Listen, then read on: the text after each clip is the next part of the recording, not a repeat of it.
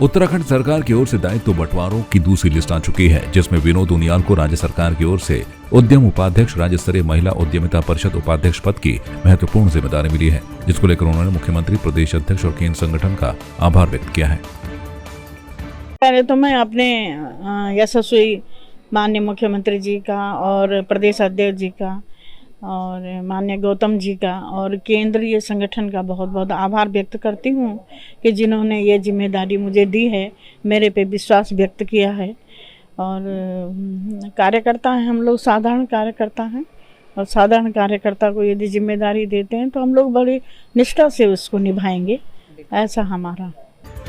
मंत्री गणेश जोशी ने जनवरी माह में आयोजित होने वाली लखपति बनती दीदियां कार्यक्रम को लेकर अधिकारियों को आवश्यक दिशा निर्देश दिए। उन्होंने कहा 7 जनवरी को देहरादून में लखपति बनती दीदियां कार्यक्रम का आयोजन किया जाएगा, जिसमें मुख्य अतिथि के रूप में प्रदेश के मुख्यमंत्री पुष्कर सिंह धामी कार्यक्रम में प्रतिभाग करेंगे।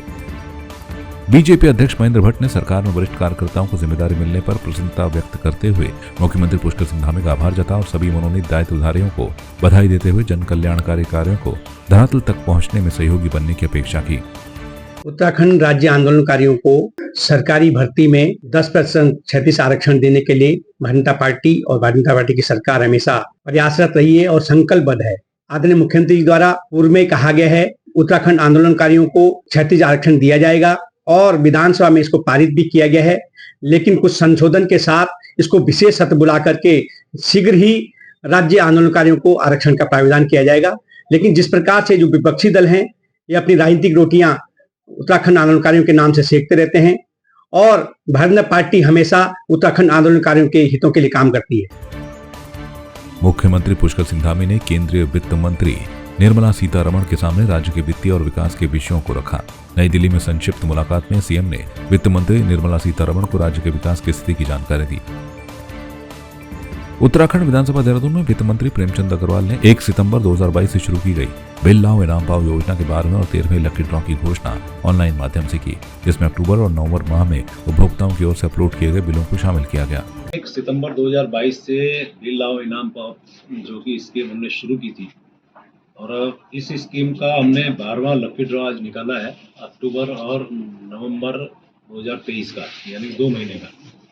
आप जानते हैं कि जब से ये स्कीम हमने लागू की है तब से लगातार इसकी लोकप्रियता बढ़ रही है और इस बार भी जब 2 माह का हमने यहाँ पे लकी ड्रॉ निकाला तो सबसे बड़ी उत्साह की बात ये है कि नवंबर माह में अभी तक का सबसे ज़्यादा हमें बिल मूल्य भी मिला है और उपभोक्ता भी बहुत ज़्यादा इसमें बिल उन्होंने अपलोड किए हैं। 64,828 बिल अपलोड हुए हैं और 28 करोड़ 50 लाख रुपए का इनका बिल मूल्य अभी हमें मिला है। तो आप समझिए कि जनता में इसका बहुत जनता में उत्साह है और उनके उत्साह और उनकी मांग को देखते हुए हमने इस स्कीम को 31 मार्च 2024 तक के लिए बढ़ाया भी है।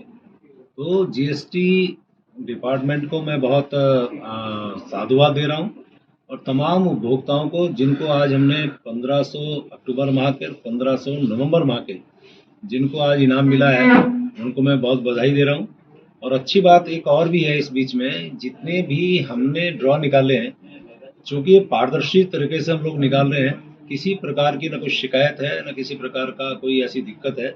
उल्टा इसमें जो उत्साह देखने को मिल रहा है पूरे प्रदेश भर में, मैं इसके लिए सभी उपभोक्ताओं का बहुत धन्यवाद।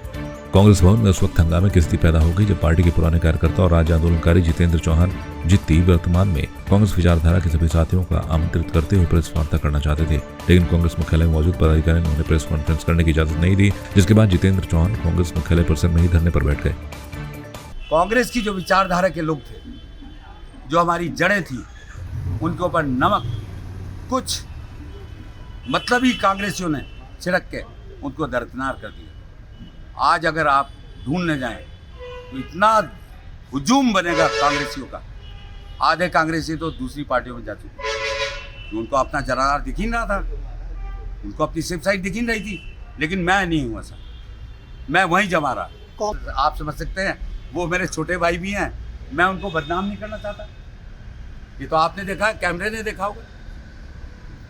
मैं यहाँ किसी को क्रिटिसाइज करने नहीं आया हूँ, लेकिन जिसके आदेश से यहाँ आए हैं उससे पहले भी 2-3 बार मेरी उनसे वार्ता हो चुकी है। मैंने कहा कांग्रेस को ठीक कर लीजिए, कांग्रेस को ठीक कर लीजिए। आप युवा प्रदेश अध्यक्ष हैं, आप में बहुत स्टेमिना है, एनर्जी है, उसको राइट डायरेक्शन में डालिए। उत्तराखंड में अगले साल होने वाले लोकसभा चुनाव से पहले राज्य में एक बार फिर यूसीसी पर सियासत शुरू हो गई है। धामी सरकार राज्य में समान नागरिक संहिता बिल पारित कर सकती है। इसके लिए धामी सरकार आगामी जनवरी के अंत तक विधानसभा का विशेष सत्र बुलाने की तैयारी में है। हालांकि अभी अंतिम निर्णय लिया जाना बाकी है। इसको लागू करने की बात हुई, लेकिन अभी तक ये लागू नहीं हुआ। तो मुझे ये लगता है कि कहीं ना कहीं सरकार लोगों को भरमाने के लिए एक मुद्दा उठाने की कोशिश कर रही है और ये लोकसभा के इलेक्शन तक वो ये मुद्दा बना के रखना चाहती है, इसलिए बार बार इस पर बात कर रही है। अगर उनको करना है तो करें ना, लागू करें, उसका ड्राफ्ट लेके हैं और उसको लागू करें, हम लोग उसको स्वागत करेंगे। लेकिन बार बार आप इस बात को कर रहे हैं कि हम ये लागू करने वाले हैं, हम ये ऐसा करने वाले हैं, विशेष सत्र बुलाने वाले हैं। तो पिछले 1 साल से तो ये सब कुछ चल ही रहा है, तो ये हो क्यों नहीं रहा है? ये तो सरकार से ही सवाल होना चाहिए कि वो बार बार बातें तो करें, लेकिन इसको लागू करने में उनको देरी कहाँ हो रही है।